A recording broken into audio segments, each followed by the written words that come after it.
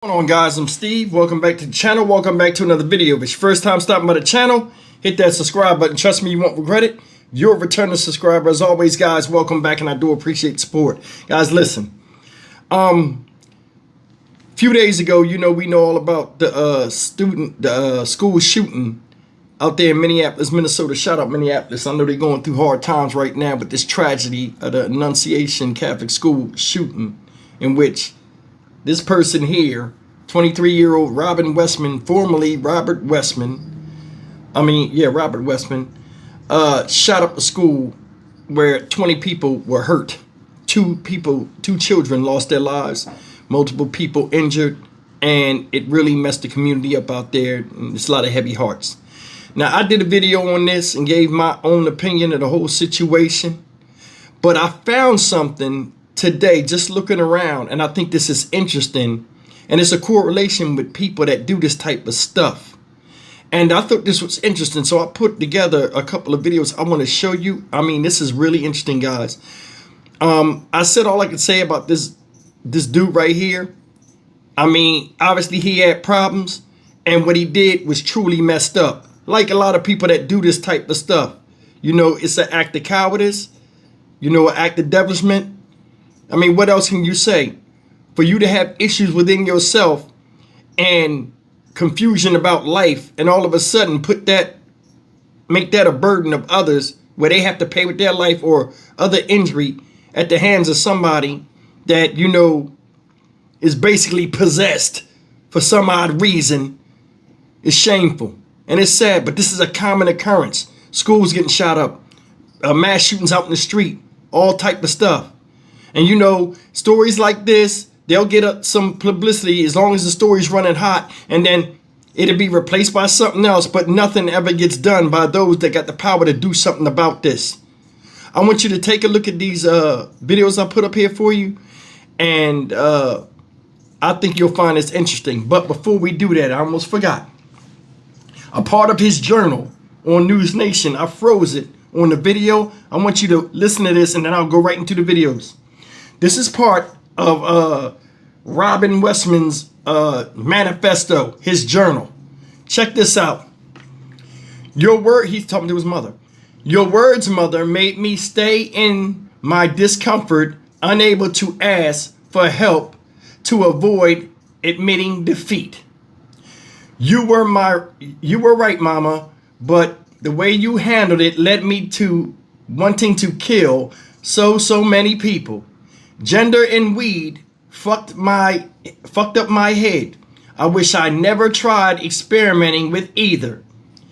Don't let your kids smoke weed or change gender until they are 17. Now,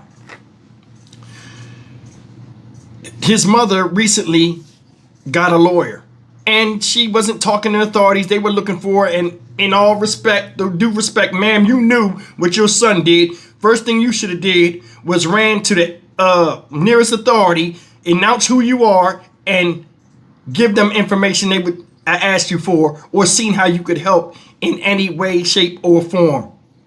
Now, she done went and got a lawyer, right? And we'll see where that goes. But that right there was telling.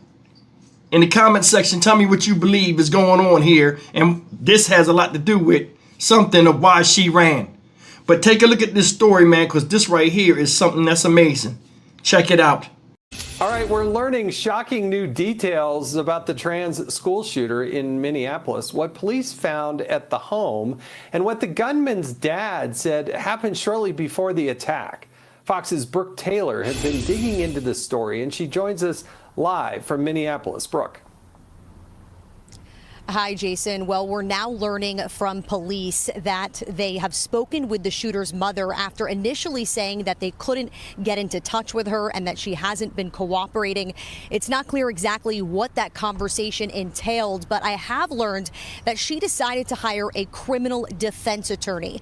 I spoke to that criminal defense attorney. I asked why his client hired him. He told me, quote, she is completely distraught about the situation and has no culpability. Now, police have not said whether any family members potentially face charges. A new search warrant, meanwhile, reveals the shooter, 23-year-old Robin Westman, left a car at the scene, which was registered to his father. That father told officials the shooter was with a romantic partner. They were living together, recently broke up, so he moved out of that home and was living with a friend.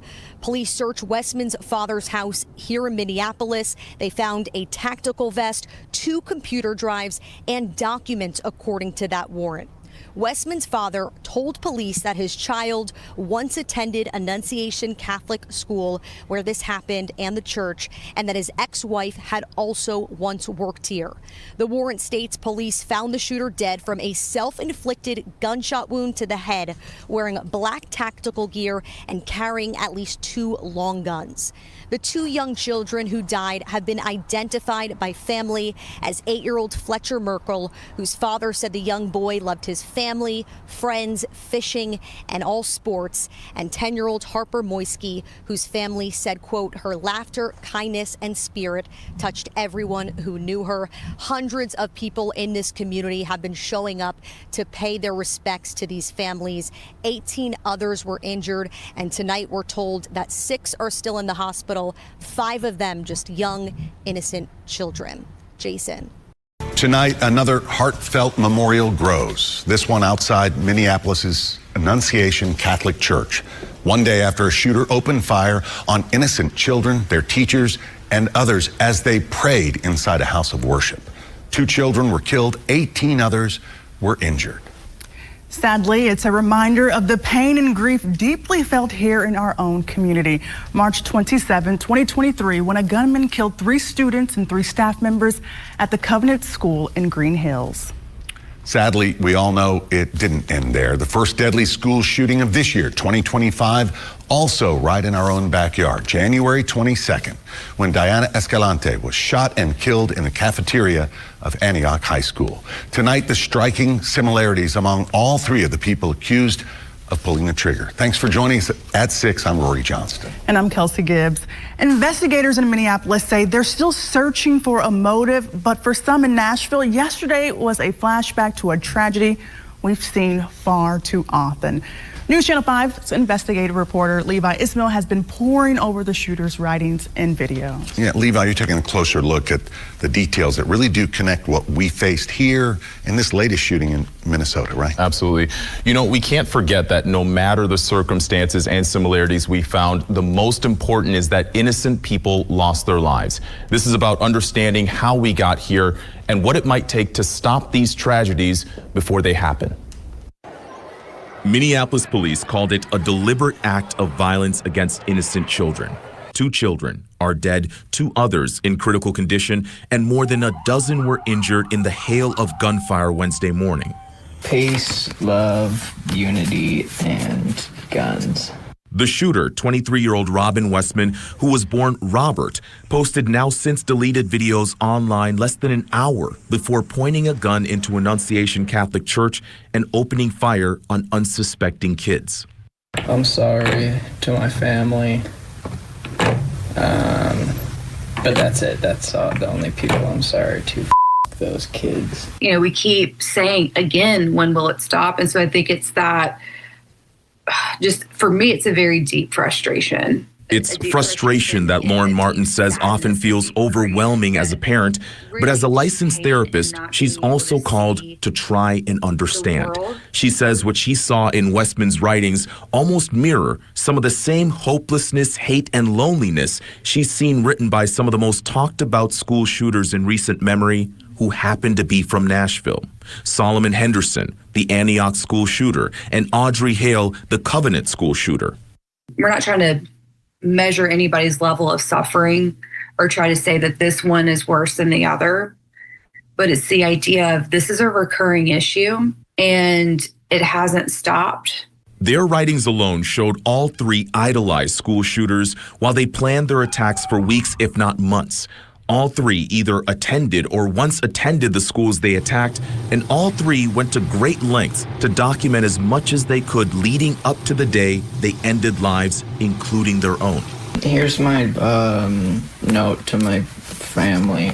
What may have set Westman apart is this letter, which Martin said read more like a suicide note than a manifesto, telling her parents that they didn't fail her and that family and friends should forget her. That's what's really surprising to me, is that this did not read like somebody that was out to kill. In contrast, both Henderson and Hale describe poor and even abusive relationships with their parents. But Martin says it's not uncommon for someone like Westman to write what they believe the reader will want to hear while harboring far more deadly intentions. Westman's arsenal included hate-filled rhetoric and anti-Semitic messages written on virtually each firearm, not unlike the hate that filled pages of Henderson's 288-page diary.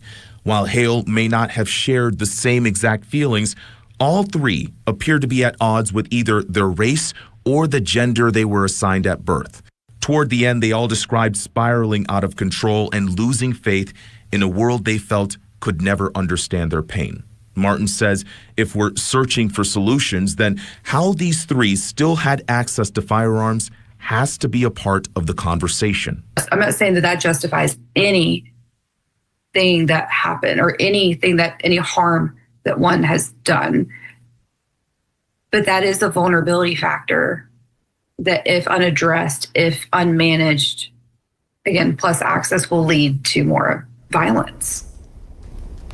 Now, it's not clear if there was a history of mental health issues with the Minneapolis school shooter. We expect to hear more about those details as the FBI continues their investigation. In the meantime, Martin says if you do notice any unusual behavior with someone you care about, it's okay to ask questions and be direct. It may not feel comfortable, but at least it helps them to open up with that conversation. With News Channel 5 Investigates, I'm Levi Ismail. Agreeing with